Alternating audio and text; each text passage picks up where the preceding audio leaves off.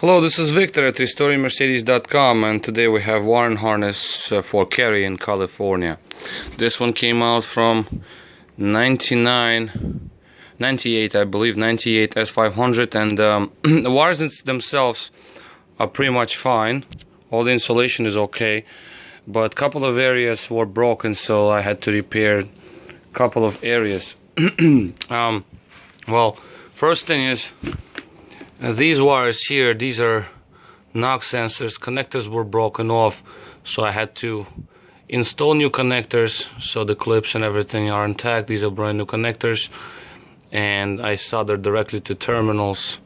Actually, I reused the terminals. I just soldered around them just to make better connection because they're crimp-ons. And insert them back, check the polarity, everything is perfect, and a little bit of a sealed wrapper on the connector to seal it. So this is I believe this is the right one, this is the left one, vice versa.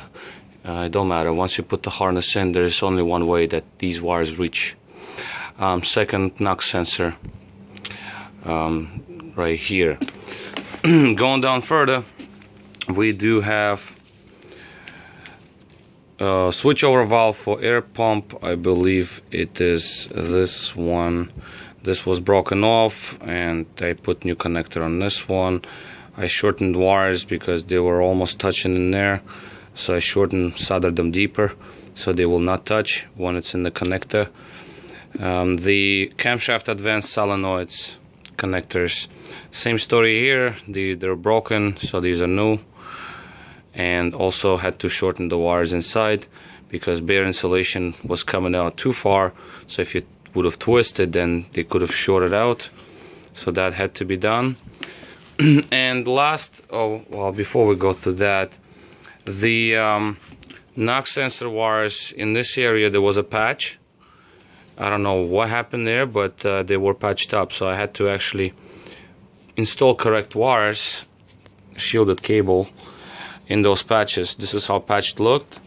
As you can see, this is just two shielded wires joined together with regular wires, that's how it was done. This is one of the knock sensor patch. So I used the real cable, a shielded cable, to connect these together, and obviously wrapped it with the correct tape, cloth tape, just so they don't move around. They're soldered apart from each other, so maybe there was a cut at some point. I don't know what happened here. That's how I got it. So I fixed that. And the last one, which is most important, is that this is a crankshaft position sensor. Without the sensor, the car will never run. So this portion here I replaced because you know, they don't sell these connectors. So I had to do lobotomy on this, get connector opened up and solder directly to terminals inside the connector with, again, shielded wire. This is a mini coaxial cable, military grade, and connected here with heat shrink wrap. The reason I did so is that because at the base of the connector the wire was sort of split, and even though it looks okay, but I cannot confirm internal of the wire being fine, the actual metal, because it was overstretched. If you see this kind of bent, 90-degree bent, I don't know for how long it's been bending, and I don't know if the wires are broken or split or whatever happened in this green signal cable. So for that reason I just cut out the section. As you can see, it was in there, made it just like an inch longer just in case. This is the original part, because I wasn't sure on this particular area.